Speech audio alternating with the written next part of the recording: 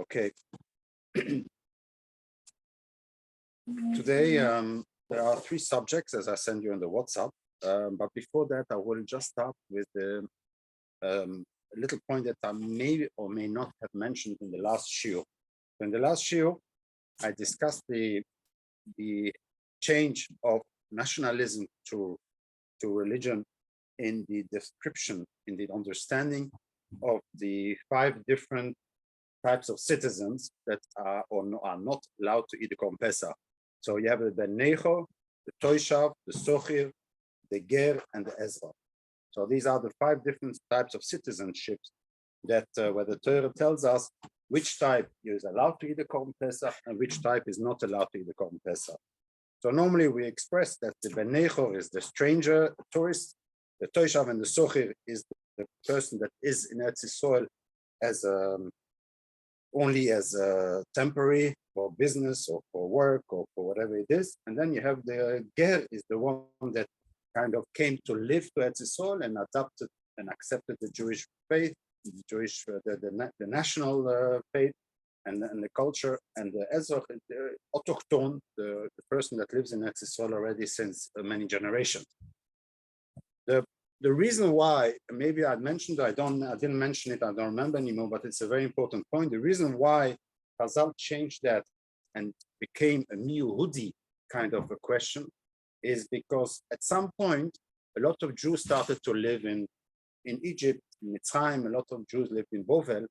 And so when they wanted to bring a Korban Pesach, in textual perspective, they were not allowed to bring Korban Pesach. They are not Gerim, not living, not Ezrach.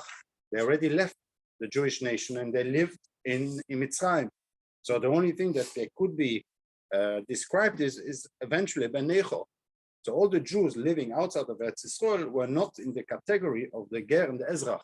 They were not Ezrachim and they were not Gerim. So they did not join. They left in the country. They left, and so they could only be described as a Ben Necho. How do you solve that problem of having all those 100,000s of Jews that made Oil Aliyah L'Regel and wanted to bring a Korban Pesach? And so therefore, the solution was to change the definition of citizenship into the who is a Jew, because you are a Jew even when you leave Eretz Yisrael, and therefore the idea of the Ger became a person that converted, and the Ben Necho is a Jew that converts to the other, Meshumet, as the Targum says, is a Jew that is Meshumet, etc. But it is the Jewness that actually allows you to eat a Korban Pesach and not the passport. The passport is not the reason, is not the tool that can determine who is allowed to eat the Korban Pesach and who not. And that's what created maybe at that time the shift between the explanation of the citizenship versus the religiosity.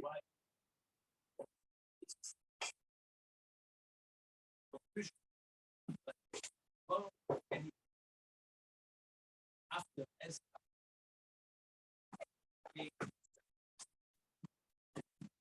found the yeah. It's fine. No. But they thought that they thought. Yeah, yeah. But that's what I'm saying. So that's what I'm trying. No, they thought. Yeah. After the head of yeah. Where did it begin? Yeah. When did it start? Where is the beginning? I think from the moment that they went up. It's finished with this. Yeah. From the moment there was After the Chorban, the Jews were in Golus. They were not living in Eretz Yisrael anymore, a big part of them. And so what are they? So according to the text, they are Ben Necho. Elomai, we have to start believing, no, we are Jewish. There is such a concept as being a Jew, mi Yehudi. I am a Jew because my mother was a Jew. Nothing to do because I live, I don't have a Jewish passport. I am a Jew because my neshama, that started at that point.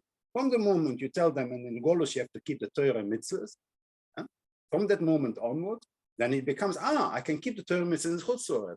And so the land became only a mean to be able to be Mekayim more mitzvahs, Leket, Shekho, Peo, all the mitzvahs that you can do in Eretz Yisrael, which was only a mean to be Mekayim more.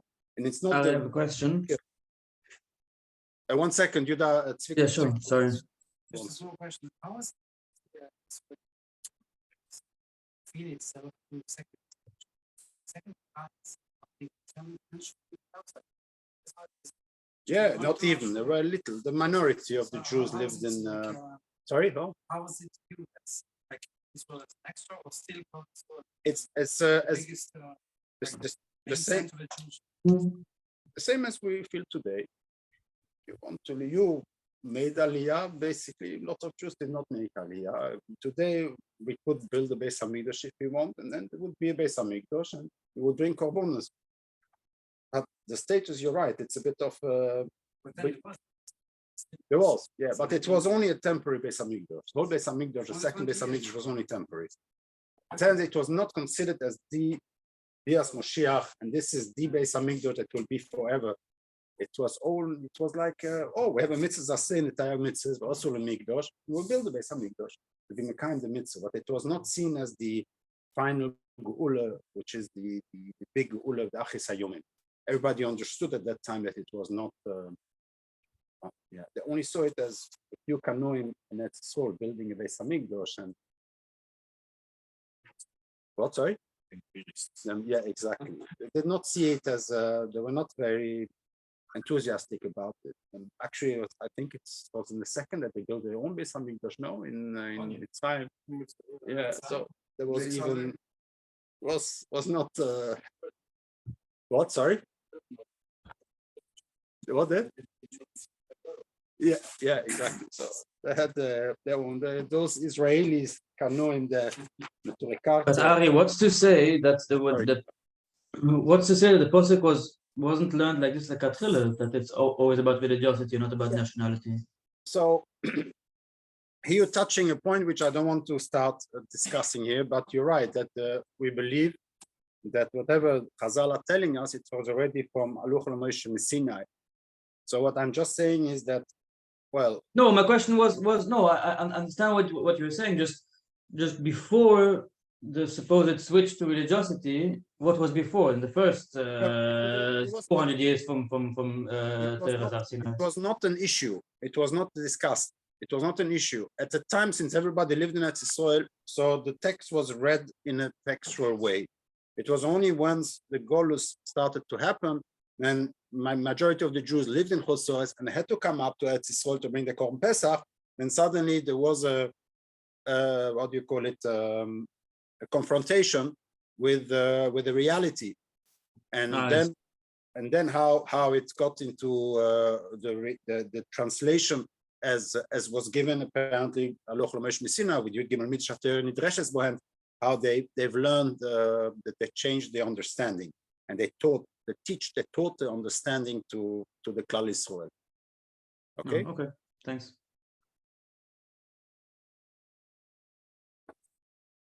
Okay.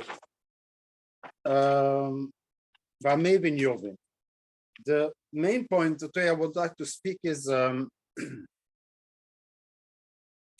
Kriyas Yamsuf and the link also between the mitzvah of Bechoros, and also a little bit about the Vayichvat Eslev Paroi, which is the whole subject, which I'm sure that at your Shabbos table people asked this question, if not this year, a few years ago, on where is the Bechira of Paroi is not fair. He did not have the Bechira. So I would like to speak about Bechira, a point which I discovered this week and this Shabbos that I would like to share with you about Bechira, determinism, and free will.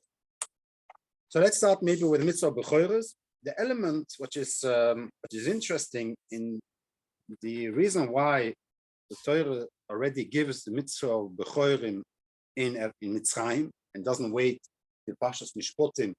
What is this main? Okay, you can understand that the reason why he gave him because of Makas Bechoros. Why Taka is the Makas Bechoros? What is the symbol behind Makas Bechoros? Is Makas Bechoros a sadistic action to hurt the Mitzrayim where it hurts them the most, or is there some more symbolism behind that?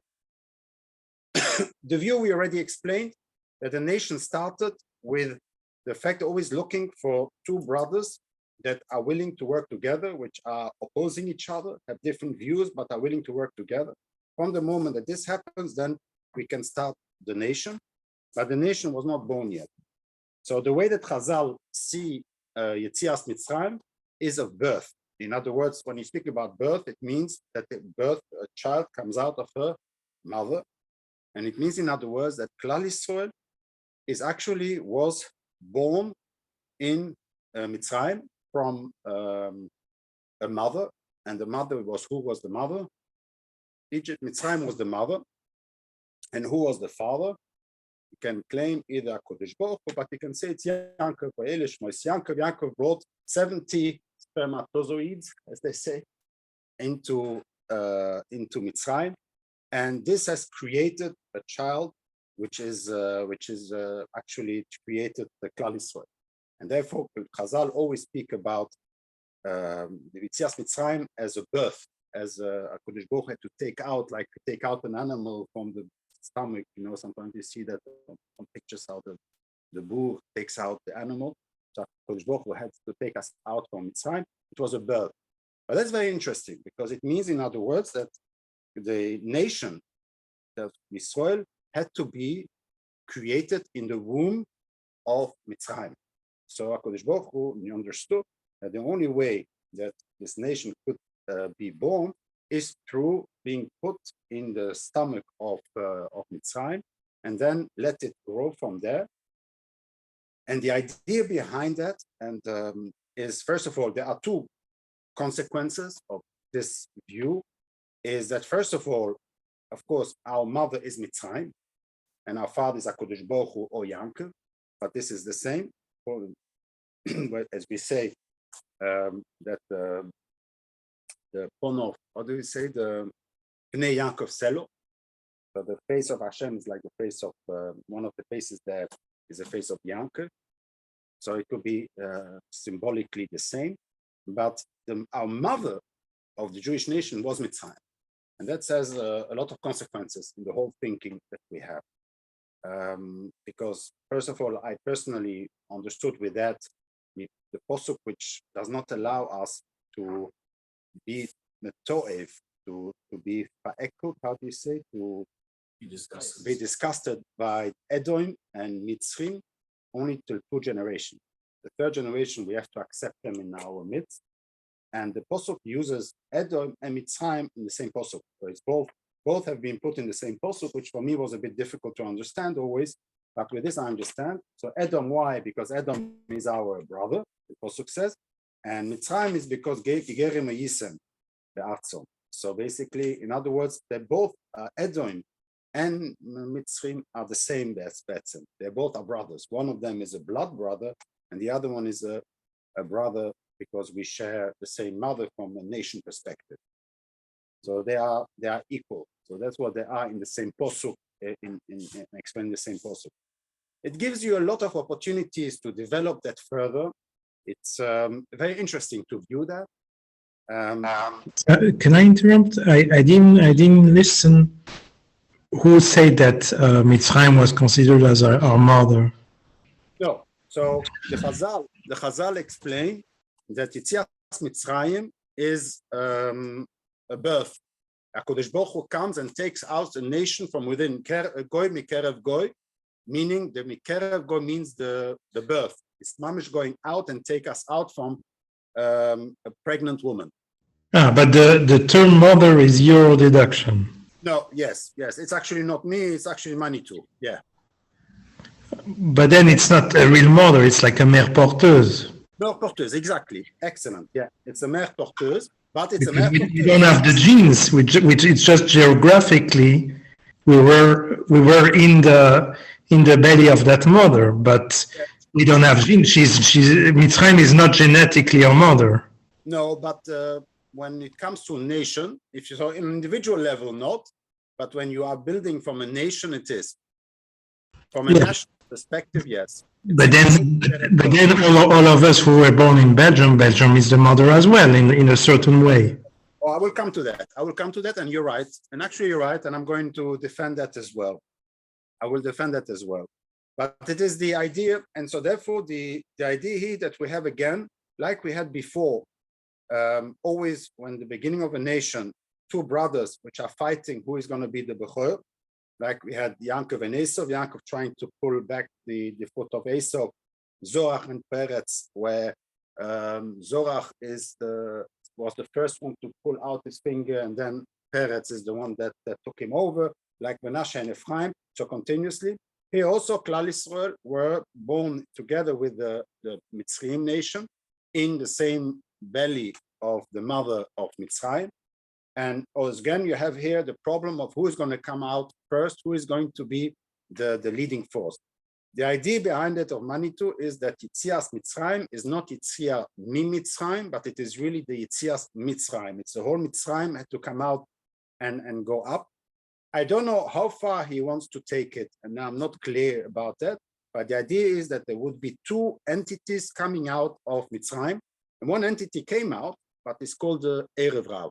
It's called the Am Yisrael. You have the Bnei Yisrael and the Am Yisrael, and the Am Yisrael means the Erev Rav that joined. These are the Mitzrayim that joined the Jewish nation. So there were two that came out, but symbolically, and this time Hashem said, there is no more hand holding, there's no more one pulling out the other one and jumping out of the one, but it's going to be the Klal Yisrael, it's going to be the Bnei B'choire Yisrael. So it is Klal Yisrael that will be the B'choire, not Mitzrayim. And so therefore, symbolically, Hashem killed all the B'choire Mitzrayim in order to make a point that the B'choire will not be this time overtaken by somebody else, and it's going to be really the Klal Yisrael that will be the one, the children from Avraham, Yitzchak, and Yaakov, that will become the B'choire of all the nations in the world. What is interesting, and this is something which I say myself, is that the Kriyas Yamsuf, so the birth of the Jewish nation is coming out of Mitzrayim, and then coming out of the I'm going to say the word, but the vagina is like the last coming out is the Kriyas Yamsuf.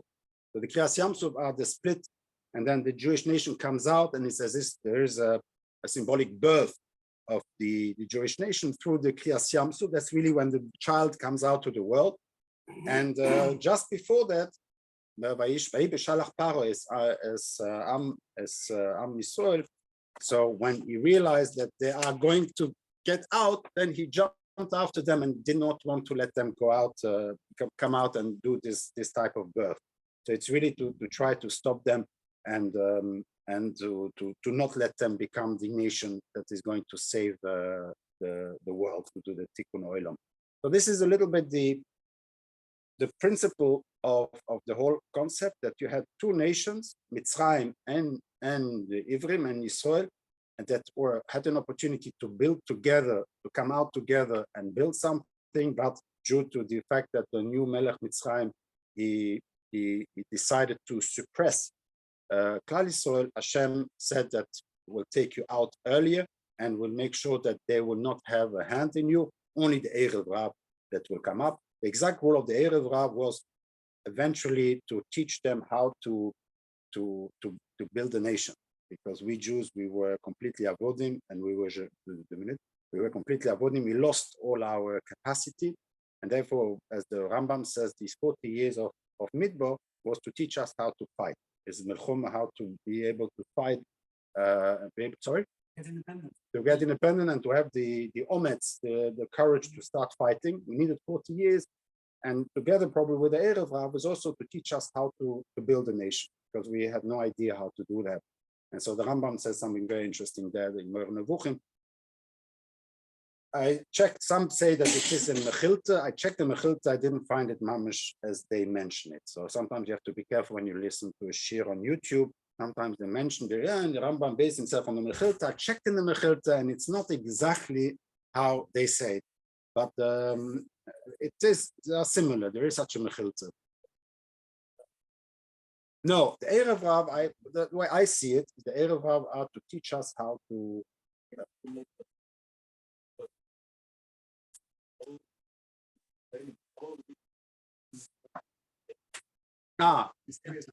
Yeah, could be, because they know how to build a country. So they are, I see it as a positive point. They are the ones that we use to build the country, because we don't know how to do it. What? Yeah, but the Josephist is the symbolic of the Erev Rav. what the Erev Rav was, because even Josephistim, they didn't know anymore. They lost it because they were completely avodim. They were slaves and they lost their whole knowledge and identity. So we had to rebuild it. Now, Just points, but we can start from what you said even 2 weeks ago. But first of all, what is the makeup for Manitou about the fact that Egypt will be a mother? What is his makeup? No, it is I saw it. There is a medrash. There is a medrash and a few medrashim about that. But there is a medrash. I think you can look at in the Goy Mikerev Goy. If you look in the medrash of Goy Mikerev Goy, you can look in Sefaria, and I think you will see that HaKadosh Baruch Hu had to take out us as a uber, as a birth out of the womb of Mitzrayim. Okay, but just you have I mean, here you have two functions. You have the fact of being created, like as we take care of the baby from a mother. Yeah. It doesn't mean that from where you come from, it's a mother. It's two different things. Okay. No, because usually we have that, and we saw that. I have to find where. But in other stuff, just to say like how hard it is. Like you have nothing. You have like a big step, and you have to create it from somewhere. And this is hard, and it takes time. There is no notion of mother. No. But besides that, What? Sorry.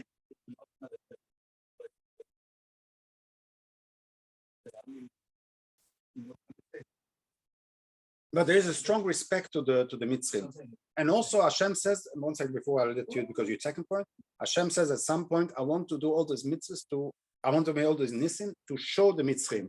Why do I care about the Mitzrim today? Who cares? So they should not see, they should see, I don't care. No, because it was in his galus hashchina towards the Mitzrim. Why? Like our forefathers received in his galus hashchina, they also had the Gilui Shchina, because they had a chance to join.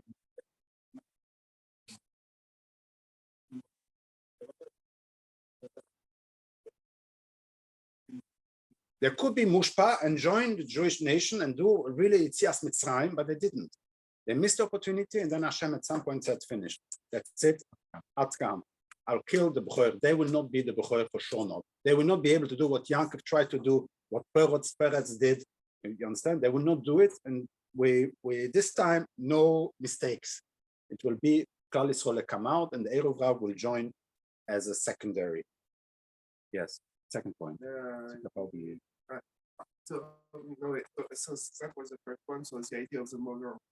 But I mean, for me, where he brings it because that's something I will explain you why. For instance, Mother Russia, the country that will replace the father. But I think it's probably closer to that. Besides that, you said a few weeks ago, if I'm right, that maybe I heard from you when I was here, that actually Yosef has a point or to join with brothers or to build. Yeah, that's what I said. Yeah. In itself, where in Mitzrayim. In Mitzrayim. But this will be a concurrence to to Israel. Exactly. So now he joined. So the idea of having Mitzrayim by itself without Yosef to be the one doesn't make any sense anymore. No. Okay. Because otherwise you contradict yourself from what you said a few weeks ago. No, but okay. But there is such a concept, and there's a Kabbalistic concept like the 10 spheres, and each sphere has a 10 spheres on itself. So you can say that you have the Jewish nation. In the Jewish nation, you have Yosef and Yehuda. And then the Jewish nation is also, the Jewish nation as a nation level has Yisrael and Mitzrayim. It could have been that we had two nations, and within the Jewish nation, we have the role of, in each nation, there is kind of these, and like in every nation, there is a Shevet, and then each Shevet, there are families, and each family is then it ends up with a couple of a husband and a wife. On top, there is only one flag. Yeah, on top, there would be one flag. So which flag? If you say it's Mitzrayim and Israel, doesn't work. It's not possible. I don't know. So it's because it didn't happen. It didn't happen. We can't know. We can only have imagination. What could have happened, but we don't know. From us to the son of Abraham, Yitzchak, and Yaakov. As far as I know, Egypt. It's not part of it. No. Egypt would come up together with the children to Eretz Yisrael. It's only to Abraham, Yitzchak, and Yaakov and the children, not to the others. I mean, at that time we were really, how to could say, really nationalist, if you want to use this term. So a nation, it's only this. the story of Gerut, etc., and even the Evrav, it's a point from Moshe Rabbeinu. Hashem told him. And also to Avram, the the difficulty on that pshat is also that HaKadosh Baruch Hu said, "V'yetzu b'chush godol," and I will punish them, to the ones that will, to the people. So it's like even a vua that was, but it's not a plan, or difficult to say, because if, what, sorry?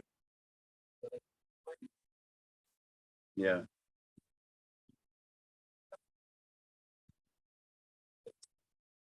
Yeah. Yeah. There's no muchach at all that is positive, negative. They only claim that everything that went bad is because of the Erev.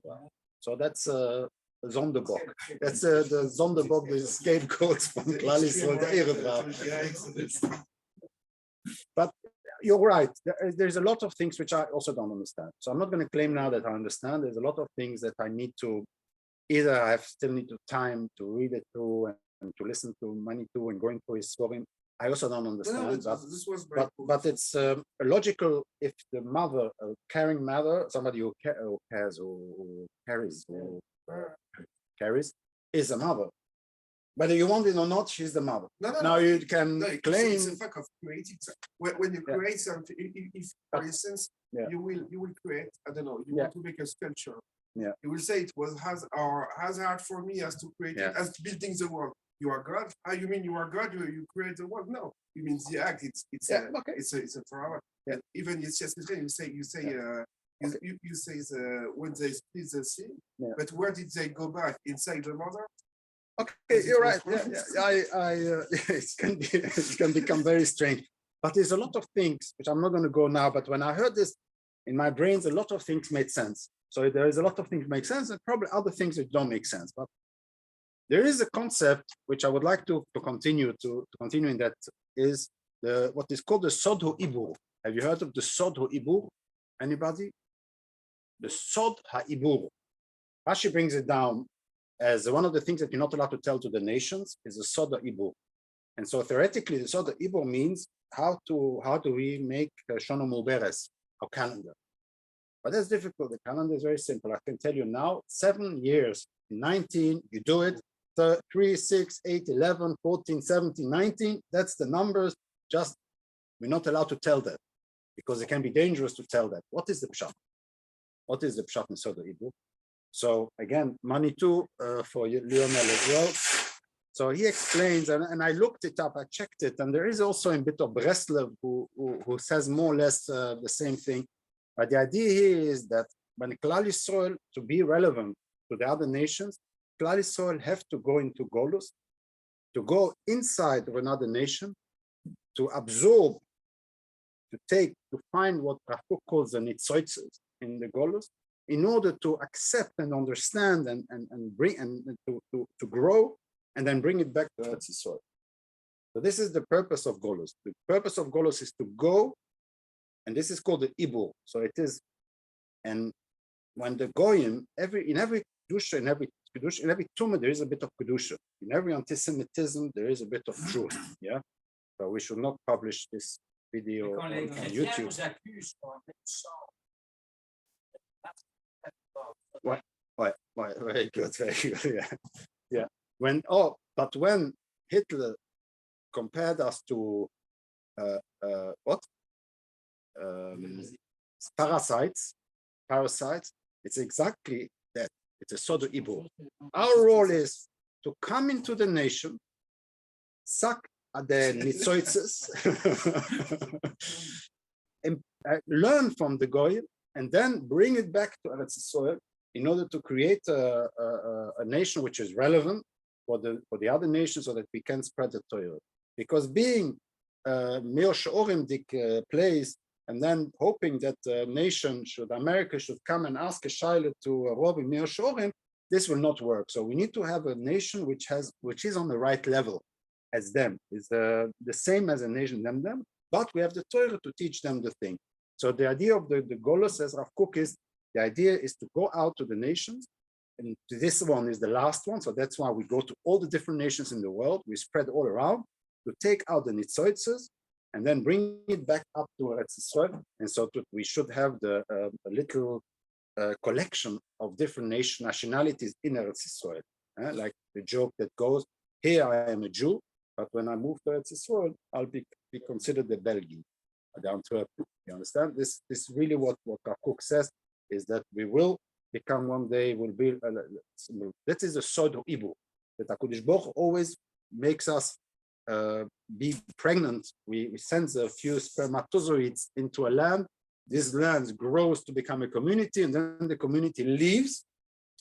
And Manitou claims, and there I disagree with him, maybe not, but maybe you will agree with him, but he claims that when we go out, it also means the death of the mother.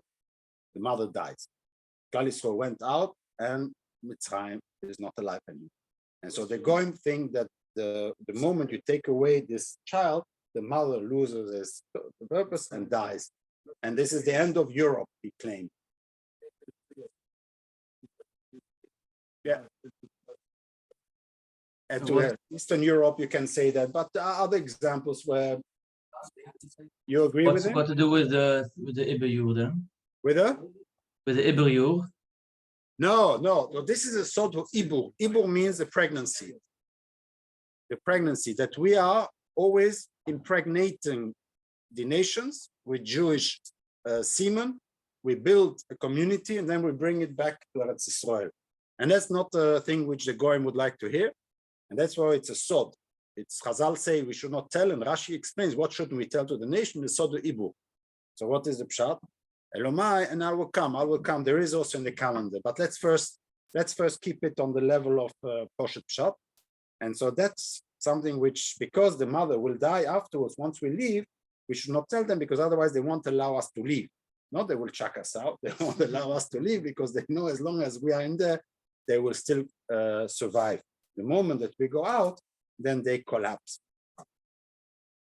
I don't know, Germany for me is a very strong country, economically, did not suffer. I don't know what, sorry. They're still baby because there's a lot of Jews. Yeah, but they were good even in 1950s when there were very little Jews. No, the Germany is destroyed. What you say is not. Okay, so you agree with Germany, okay. it was an empire. What we have, I mean, they took Hitler and now they had Merkel. No, they lost everything. They lost everything. The empire. They lost. They are now an important element of Europe, but they're not anymore the. That doesn't exist at all. What? Nowhere exists. Yeah. Okay, I don't know. I'm not. I find it very interesting because it explains continuously the way that the Golus works, and it's now to explain you what does it have to do with the Shona Muberes. The Nitzoitzos is the nets is the sparks. Sparks is the sun, Netzachama. So we have here, when we are trying, our calendar is something very interesting. We're trying to align the Netzach, the Shono of the year, the sun year, with the lunar year. And both are not aligned with each other. And so therefore we always have to do a Shono Muberes.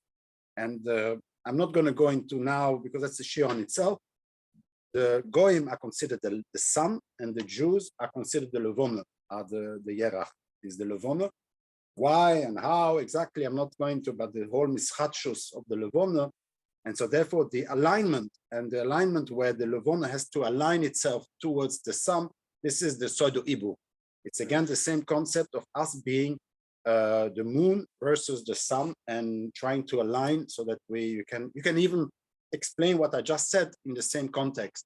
So that in order for us, since we're not aligned with the nations, we have to align ourselves, and we add an extra month to be aligned with the nation. That's not true. Most of the Goyim are based on besides the Occidental world, you take the Indian moon, you take. No. I'm not saying that the Goyim are not using.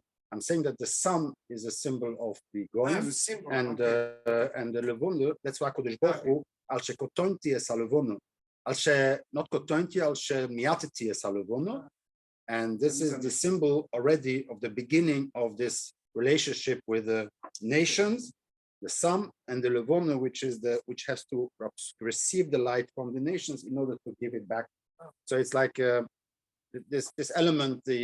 That's why in Rosh Chodesh we bring the Seir Lachatos, Lashem, etc. You can go on and on and on about this subject, but that's also part maybe the sort of haibur as well. So we've seen motherhood. Then I would like to continue, as I've seen on the Kriyas Yamsuf something very interesting. But first I will read you meshech chochma. I read you meshech chochma, where, you know, I always say in the name of Manitou that there is a difference between religiosity and nationalism. And he was extremely anti-religious, in the Talmudim as well. Not religious, anti-religious against halacha, but anti-religiosity, the element of the emotional part of the thing. And I will, first of all, and then there is the concept of the Torah. So according to Manitou, the Torah is a nationalistic manifest.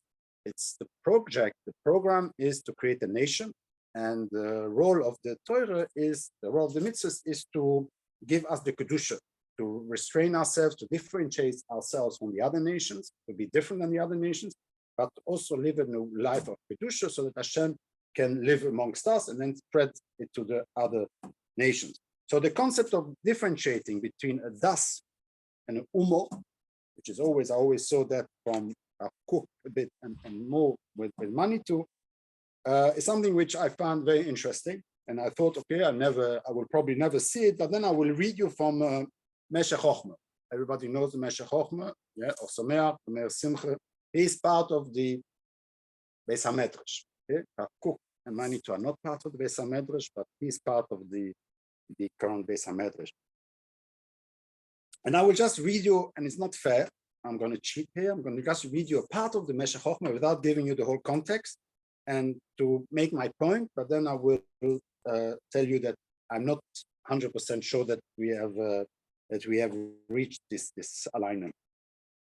הנה יש להערך שכל מקומות המקודשים אין יסודו מן הדס רק מהאומו, that all the places that are holy, that receive this holiness, the yesod is not from the das, אלו רק מהאומו, only from the nationalism, from the nation.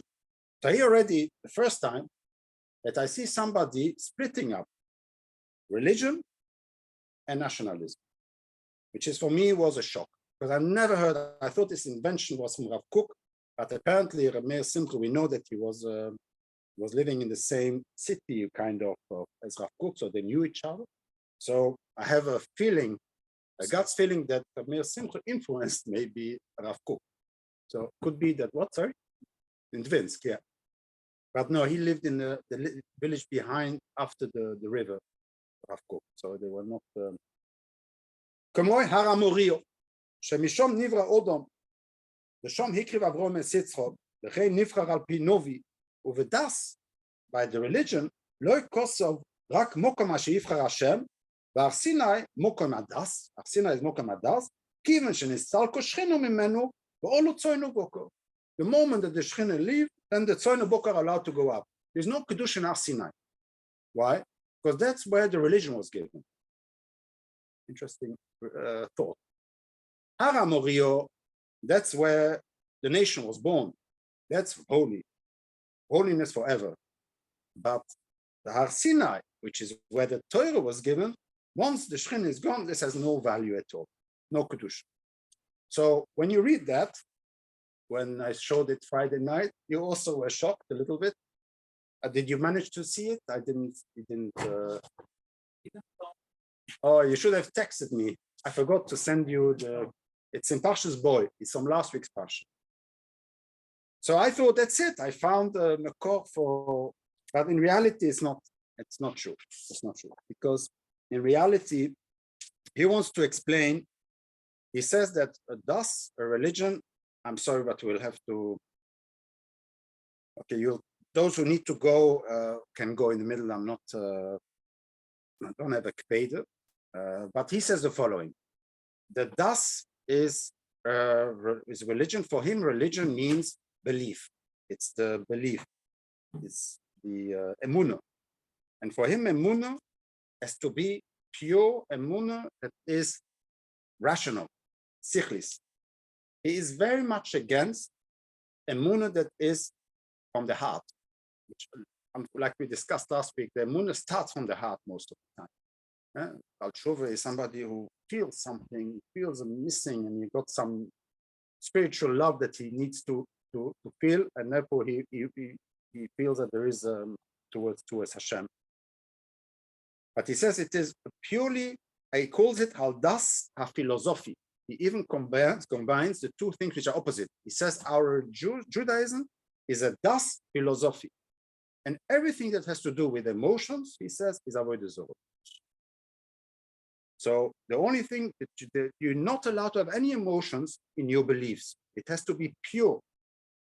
And he explains that what do we do then with our emotions? We are human beings that have emotions. So he says that's why HaKadosh Baruch Hu gave us the mitzvahs. The mitzvahs is a channel to channel your emotion. You have love, give it to your leket shikroper, to the oni, give it to your wife, give it to your children, but not these emotions, not with Hashem, in your beliefs. The beliefs has to be pure, completely pure from any emotional part. It has to be emotions related to Hashem, he calls this is the goyim. Everything that is tangible, the Oren Kodesh, as we already discussed, these elements that we do, the Reute Bendelech, all these things, he says this is avodah zarah. He says this is not what it has to be. Emunah has to be purely philosophical and nothing with emotions. And so the mitzvah, so he says the Torah, he says, is where the Torah is for the sichli, is to teach us the hashkofa, and the mitzvahs are to channel our emotions away from our emunah. Okay? That's a problem. No, not a problem. But No, he's, that's a problem. yeah. If you put any emotion or if you put yourself Yeah. into Hashem, if Yeah. it's not a no-no about what it's Yeah. not, it's Yeah. not avodah zarah. That's exactly what the Rambam says. It's So not he- a scoop. I would yeah. say. No, it's not a school. No. But he explains also that the emotional part is avodah zarah. That's already the Rambam does not mention that. It should be No, because that's interesting. what it Yeah, but he doesn't mention that. He says it explicitly that if it's mixed, if your emunah mixed with emotions, that's Okay, you say That's- he's saying explicit, but no. Because that's what I understood from Yeah. the Rambam. Yeah. Okay. So just how it fits. Nou, chochma was een poes aan shiften of Hashem. oh. So it could be that this is a manifest against Hasidus. Yes. Could be. I'm also convinced. You maybe not. You can combine both. You can combine both. But what you do with people that cannot do, because a lot of Oh. people cannot do that. So he you have to claims that we can do it because we are the children of Avraham, Yitzchak, and Yaakov that showed it, and that is the idea of Yehudo. Yehudo is jumped into the Pias Yamsuf. He jumped into the Yamsuf, which means that he overcame his emotions in an emunah, and therefore Yehuda received Malchus because he Melech is what? Mem is the Moyach, Lamed is the Lev, and Chof is the Koved. And so therefore he was be able to put the Moyach first and the Lev second. And so the other way is a Lemech. Yeah, is Lemech. I heard it from, I heard, when I was a child, there was a movie, The Chosen. You don't know, you know it. Yeah, Chaim Potter. What? L'élu. Lelud, you've seen it? No, le livre. Ah, Chaim yeah. Potter. And in the movie, I didn't read the book, but in the movie, he explains that the Melech is the one that put the heart first, the brain first. And the Lemech is the one that puts his heart first and then his brain.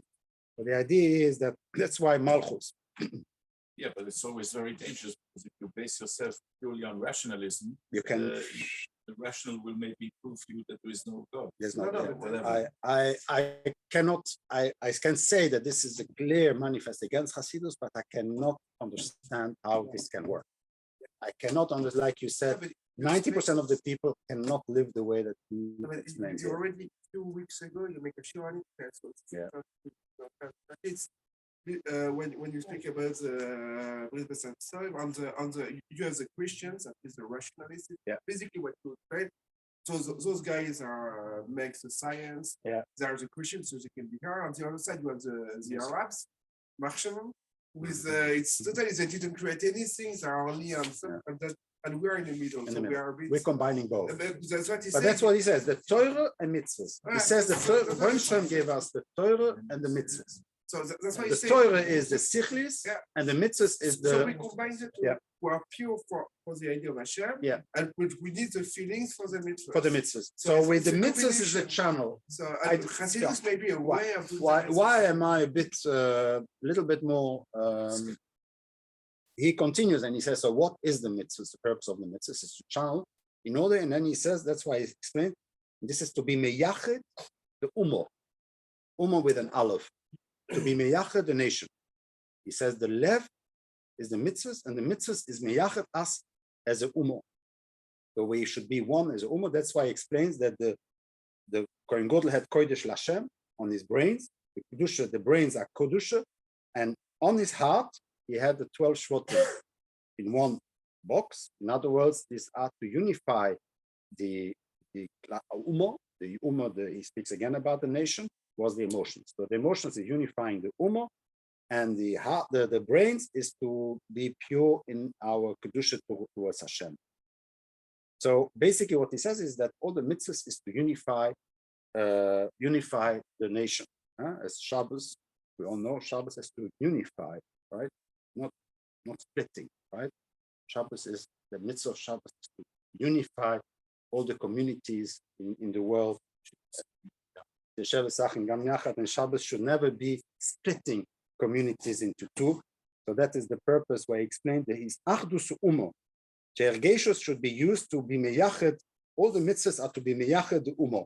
But I don't understand why it doesn't say that the emotions of love towards Hashem, it doesn't say V'aftas Hashem Elokech is also one of the mitzvahs. So he only uses V'aftu L'reacha Kamoicha, and he only uses like a chick. He brings down post mitzvahs that are meyached Klal Yisrael. I don't understand, but in any case, that's what he says. So here we see a very strong the definition that it is not as Rav Kook, because Rav Kook would say that the umo is the rational and the das is the argation, is the religion, is the emotions, and these are the two things which should be together, as you said, to have to be one. He says no, the das is the purely rational, and the umo is emotional. So this is where the two are not. But what is beautiful is that the split, and to understand that there is a split between religion and nationalism, and those two are important, and the mitzvahs are actually to unify nationalism, to unify the nation. That's already a big sign of a Zionistic aspiration that we have. Just to be clear, it never speaks about nationalism, it speaks about the people. Umo, but umo with an aleph, yeah. Yeah, but it's not nationalism. Just to be clear, that's an interpretation. Okay, fine. I'm. You can say, but it's not what I can, yeah, okay. But he says mina das rak mea umo. So he speaks about the umo and not the das. So we can have a umo without a das. Okay, There's a principle of the people. but that's a nation. That is a nation. So what binds us is the nation. It's Umo. it's our leaders.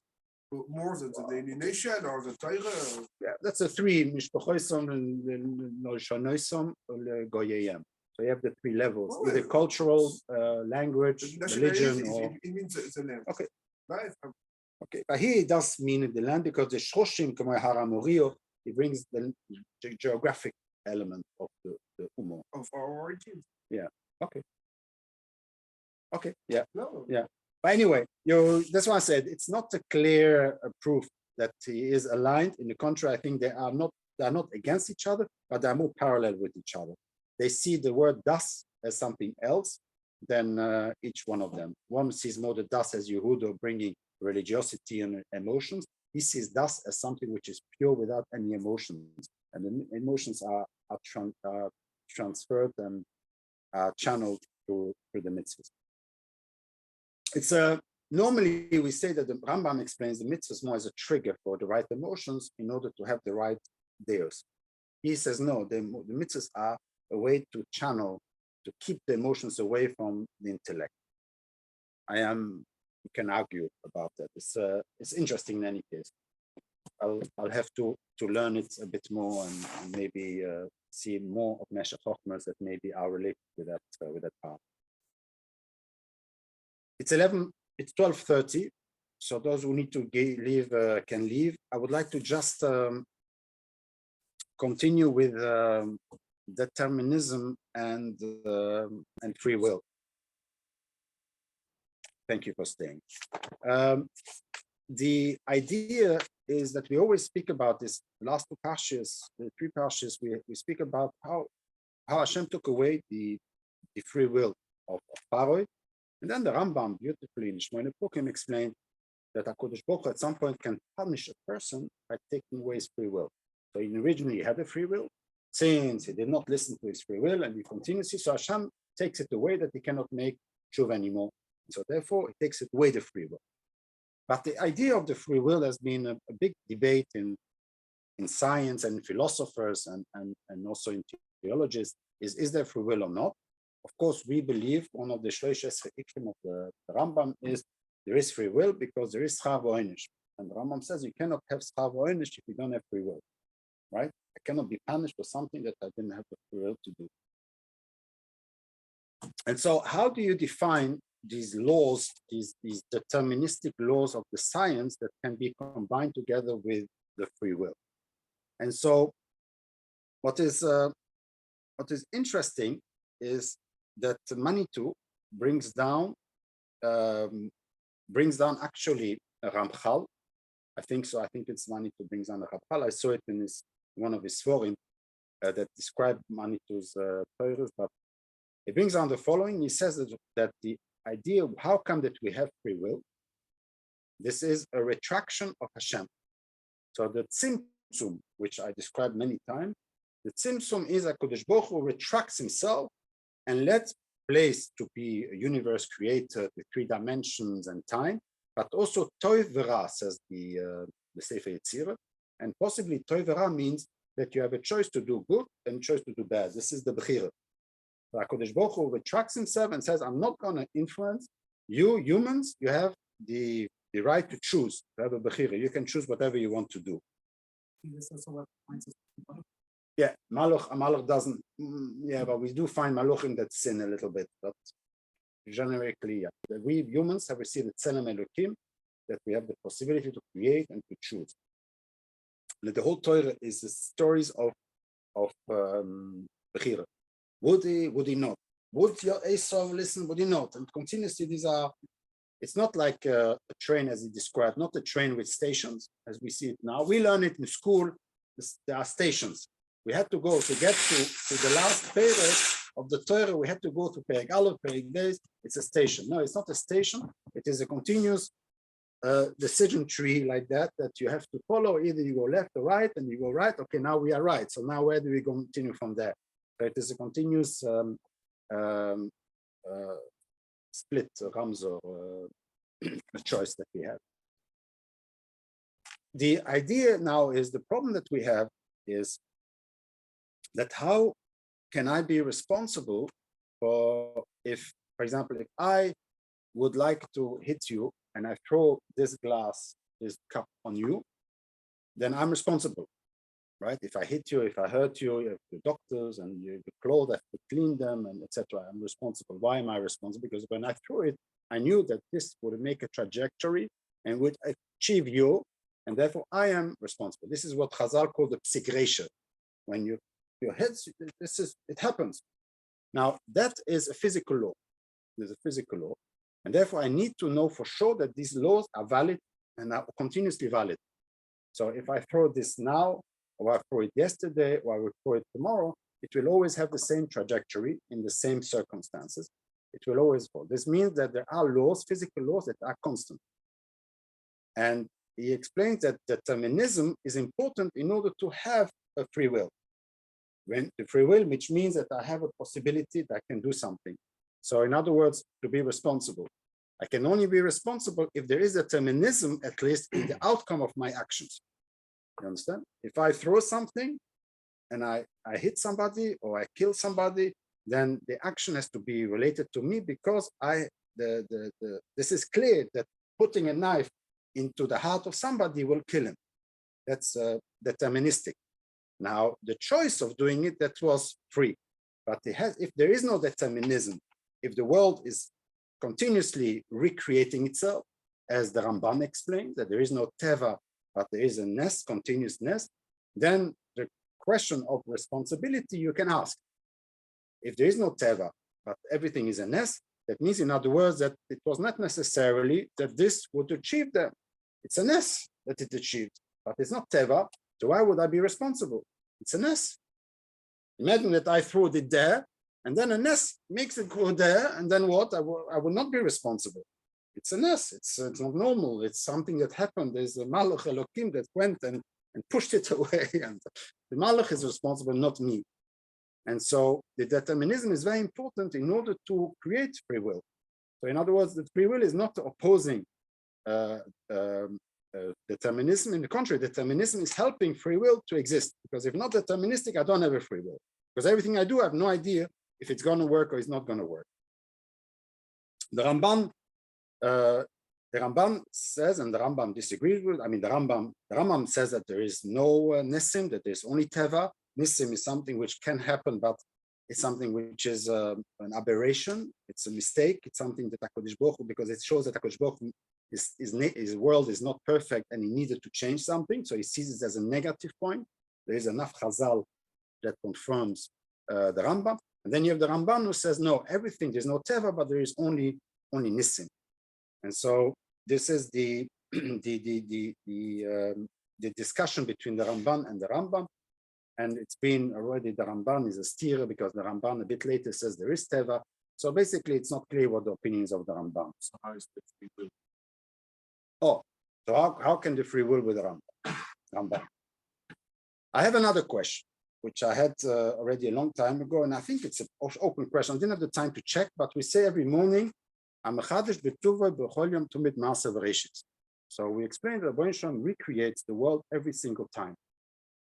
And that's a question, I think, probably that they asked, or I had this question, or maybe I saw it, but that's also a question on the Rambam. Every time I'm a new person. The second ago, I'm not the same as now. I was recreated.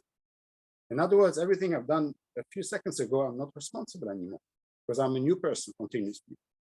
So how do you think? Plus, also, how can you explain when HaKadosh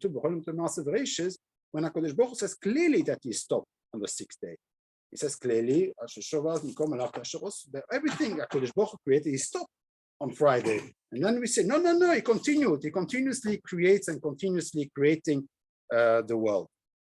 So how can it be? You understand the question? If Hashem stopped, and then we say, no, he continuously creates. So what does it mean here? So I saw from Etienne Klein. That's why you ran away. That's why I ran away. Yoel? Etienne Klein is family of yours? Not that I'm aware of. Okay. I don't know if he's what? He's a physician. A physician, philosopher, and philosopher together. So I don't know. I'm mentioning his name because I don't know if he's an Apikoros or not. He seems an Apikoros, but I don't think so. Okay, he's an atheist probably for sure, but not as an Apikoros, because he understands the limit of science. He speaks a lot about till where science can go and not, and etc., etc. So he's a lot busy with that element of the universe and the origin of universe. What does it mean, the origin? What does it mean, the universe? Very philosophical. So it's a bit London in the philosophy very much. He makes the Yeshivish discussion very, very interesting. I discovered him this week. I never heard of him before. But he said something which triggered my thought, and he said that there are physical laws. So the laws that I throw something and it will hit, these laws, we assume that they are constant. We assume this law would always be like that, was always like that, like billions of years ago, according to them, and it will be billions of years in the future will also be like that, that we can calculate exactly how things are going. And he says this is something which is a philosophy, that's faith, that's basically we don't know. We don't know. All these constants that we learned in school, there's a constant of Planck and a constant of all these constants that we know. By definition, the word constant means that they were like that and they're going to remain like that. Nobody has proven that it is true. So we don't know. No, it's a convention. It's a convention. I think that they call it a faith. It's a faith. It's a belief because they can't prove it. They don't know. They only know what it is now. In French, we say it's une convention d'ordre pratique. Ouais. Oh, but the physics. Jusqu'à preuve du contraire. Ça, c'est bien pour les ingénieurs. For the engineers, they like that. But Étienne Klein is an ingénieur. He's ingénieur physique quantique, atomique. yeah, okay. But he presented himself as a physicist, so I don't know. But you're right. It's a convention, or you can say it's a belief. Sorry? Yeah, I think he says it as, he asks himself as a physicist philosopher. So he wants to understand, he says that we assume constant to be constant, and it was always constant before and will always be constant afterwards. So the F is equal to M times A, which is the famous formula of Newton. That formula was always like that and will always be like that. That's why he questions the whole idea of the Big Bang, to be able to assimilate how long the world existed, and this, I don't know, 13 billions, I don't know how many years. But the idea behind it, he says that once you go back and the world has become smaller and smaller, maybe the laws of physics that we know today are not valid anymore. And so therefore you can't even know. So therefore he questions everything. But the point is that there is always a chance, according to this question, a rightful question, that today, by chance, today is the time when this law will not be valid anymore. Could be, theoretically. Could be that today, when I'm going to throw, that was the time when there is a shift, a drift of the laws that is not valid anymore. We don't know. Since we don't know if it's valid, if it's constant or not, and we only assume it's a convention, so we have a chance that it's not, by chance, today will be, March is the time when Newton's law is not valid anymore because of parameters that we forgot to add, we did not know that we had to add. And time, what?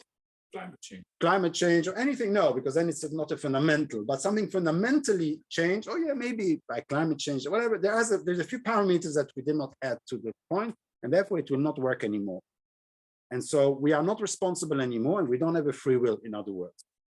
And so this is what I believe, if I may say. Yeah. No, the free will, there is a connection between the free will and responsibility. I can only be responsible if I receive free will. And free will gives me responsibility of schar ownership. So these two are linked as one. Sorry.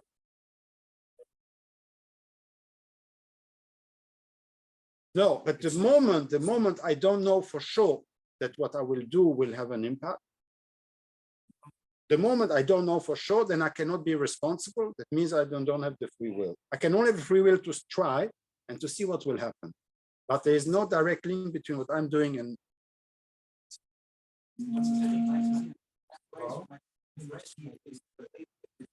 Yeah.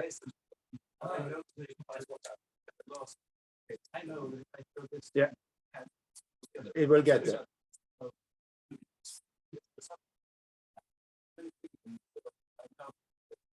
Yeah. Yeah.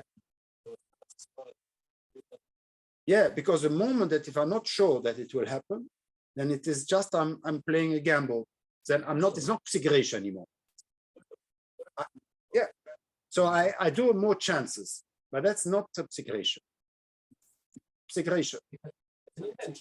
It's an intention, but intention not enough.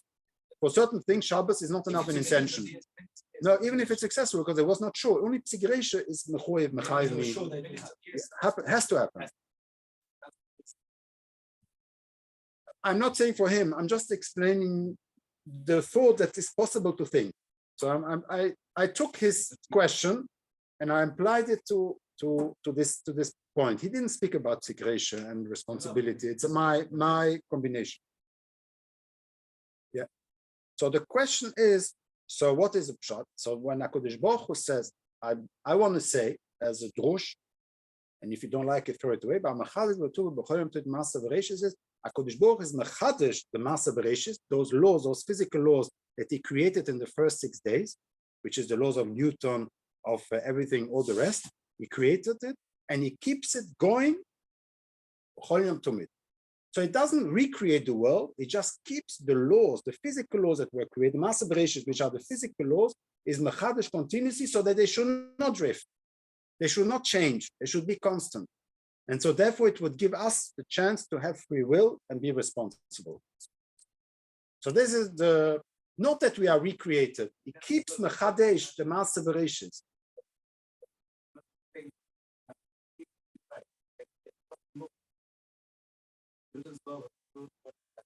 No. Yeah.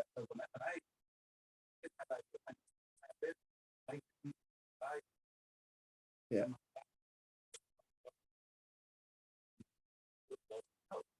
Yeah, but imagine if there is, oh, okay. No, I will continue. I will continue then. I will continue, but I don't know if you learned quantum. Who knows the quantum theories? I do. Quantum theories? Yeah, I do. So, yeah, you know. So the quantum theories is that you have the laws of Newton. The laws of Newton are only valid for things which are we can see. The moment that you go towards the atoms, then there is no more laws of Newton. The laws of Newton at a certain level, which is called the wall of Planck, I think, where the laws of Newton are not valid anymore, and there are new laws that are valid. And these new laws are called the quantum, right? Because they are quantumized in, you can only be on certain levels of where you are. So you can only be on certain level, and it depends on probability. So what is probability? In other words, an electron that goes around the atom, 3 minutes later, you cannot tell you where he is going to be, but you can say where the chances is going to be. You can calculate the probability. There is no more the certainty. There's no more deterministic. There are a certain point which is not anymore deterministic. Sorry? Yeah. Yeah. So there is a chance that it's not. No. But in any case, what I want to say is the following. So in the laws of Newton are valid for humans. So we are responsible. But inside the atoms, there is no deterministic. And determinism, what I want to say is that this is the remnant of the tohu voyu. Remember, the Rebbeinu created tohu voyu, created chaos, non-deterministic, and then he made order, separated. Sorry? We don't know. We assume that the Newton's laws are valid for the whole universe, but only on the level of humans. Only on our level of seeing, what we can see, what we can feel. But on the lowest level, it's still the tohu voyu that reigns. The tohu voyu that reigns, which is still there, which we have to correct, but there's still a tohu voyu which is on the level of the atom. There, nothing is deterministic. Everything is probability. You can check. Quantum is all about probabilities. That's why Einstein did not like it. He says the Rebbeinu does not throw with dice. Remember this expression? Because it's which is the opposite of deterministic. It's about probabilities. If I throw something, there is a chance that it's going to fall on him. There's only a chance. It's not segregation. You understand? But in the level of our world, this is not true. There is no chance. Newton is right. But when you moment that you go down to the essence of material, then it is a probability, which is a tohu voyu. In other words, we still find the tohu voyu in the world, but on the level of atoms, which is not our world. This is a world only for physicists, philosophers, scientists. Our world is not about the atoms and the quarks and the electrons. You understand? This is not the world that we are living. The Torah never speaks about atoms. It's not our world of. But there's still uncertainty in our world. One second.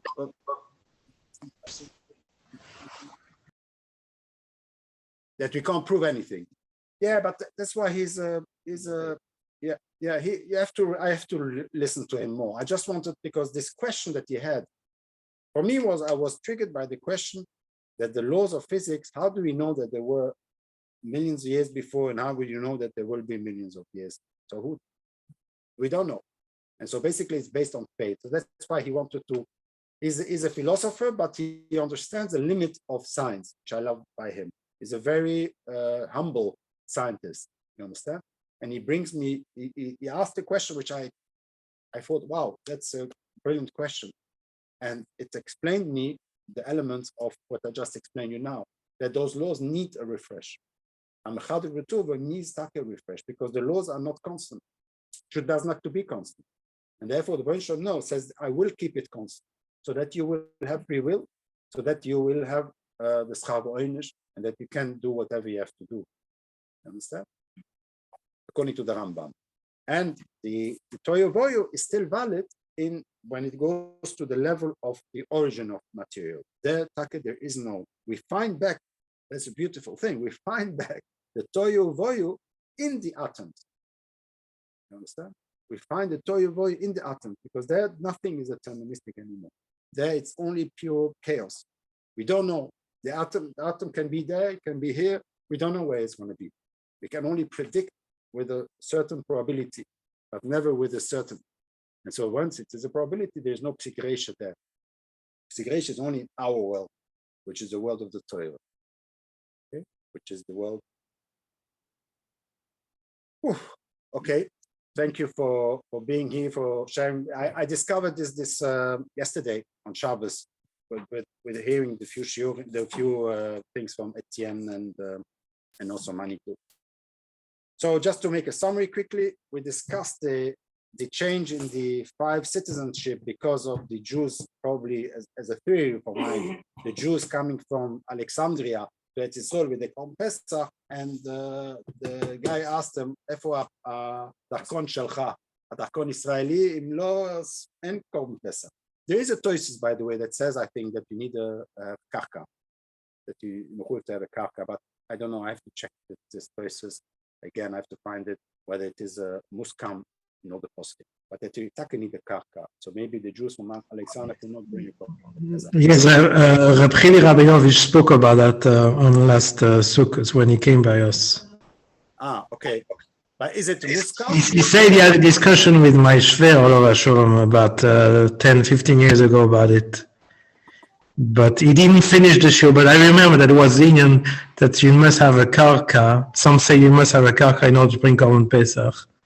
So according to them, then it's easy. Then it's like an ezrach. You have a karka. Maybe by having a karka, you consider it an ezrach or a ger. I don't know. But also it's a bit difficult. But in any case, then we discuss the element of birth, the pseudo haibur, and that the idea of that we go to the nations, we are impregnated in the nations give, we get pregnant of us, we take out the essence, the midos, the nitzotzes of kedusha from the nations, and we bring it back to Eretz Yisrael. That's the idea of the pseudo haibur. That's why we are not allowed to tell them, because the moment that we go out, they die. And you maybe agree or disagree. I don't know. I don't tend to agree with that point, but okay.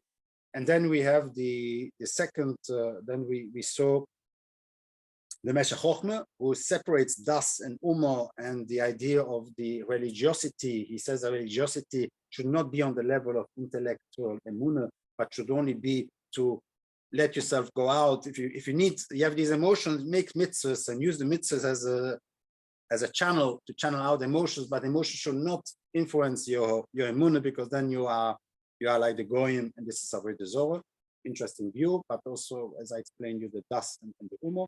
And then the third point was the determinism and free will, that both are needed together. In order to be able to know that I have a free will, I need to know for sure that what I will do will happen. And this is the psikresha, as I call it. And the idea here is that this deterministic laws that we know have to be renewed. That can be the pshat in our tefillah when we say these are the laws that created in those first 6 days are being continuously mechadesh, as they are new, they are renewed. They are not that they are recreated, but they are renewed. So all the laws that will still be valid, so that I have free will in order to achieve what I need to achieve. And that another point which I find interesting, which I discovered, I hope that you like it, is that there is still a little bit of the toyo voyo is within the level of the source of origin of material, which we still can find this toyo voyo within the material, but only on top of it, the Kodesh Baruch Hu created order and a deterministic law. May we to the Bias Goel Tzedek Umeiro V'Yomeinu Omen. Next week is about the Kabbalah Satorah. The main question remains: if as a Jew I can get the Question, sorry? If you ask the question, if we are a Jew, sorry? If I'm as a Jew, can I get an Egyptian passport? Can you get an Egyptian passport because his mother is Egyptian? Give you my number. I'll arrange. Yeah, he's gonna arrange something. Okay, have a good day, everybody. What is the chiluk of the meshech chochma between Har Sinai and Har Moriah? I didn't understand that. So Har Sinai is when we received religion. Yeah, Everything that is religious parts are not to be kept something it's polluted. touchable. It is emotional or chus. So the religion may pollute the emotion, yeah. Emotions or touch. Emotions is just one of the chushim. And so why the Har Moriah, the religious part of Har Moriah, for instance, No, that's what I'm saying. Har Moriah, the Beis Hamikdash is for him not a religious item. The Beis Hamikdash is a national item. That's something which interesting according to the meshech chochma. The Beis the Har Hamikdash, Sinai is also national item. It's the place where Vayi Ishechot Kelevechot. It's the Isachtus of Am Yisrael. yeah, that's what he means. The isachdus of the Ummah. That's what he says. It's not about HaKadosh Baruch Hu. It's about national unity. That's what But that happened as well on Har Sinai. No, because there we receive the Torah, we receive the intellect. It's a religion. There we receive the religion, and religion by him means purely rational. Which is a relation of that. Which, what do you mean? No, because you always mention das. Das. Das. No, das. Das. Dati. It's like ein. No, Pavik Ein. Oi. No, okay, let's speak it. Das. Dat. Not that. Dat. Shan Ashkenaz.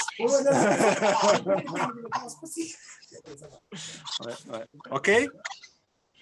Je crois que ça mérite d'être approfondi, mais je vais regarder déjà dans le... C'est Parshas Boy, c'est ça? Parshas Boy, ouais. Ok. Page Nun Gimel. Si tu as le même meshech chochma. Page Nun Gimel. Moi j'ai un nouveau, mais je vais le trouver. C'est pas très long. Non, ça והנה יש להעריך. Ok. והנה יש להעמיס avant. merci. Toute la partie avant aussi. Ok, bye, Yuda. Shkoyach. Avec plaisir, Lionel. Bye.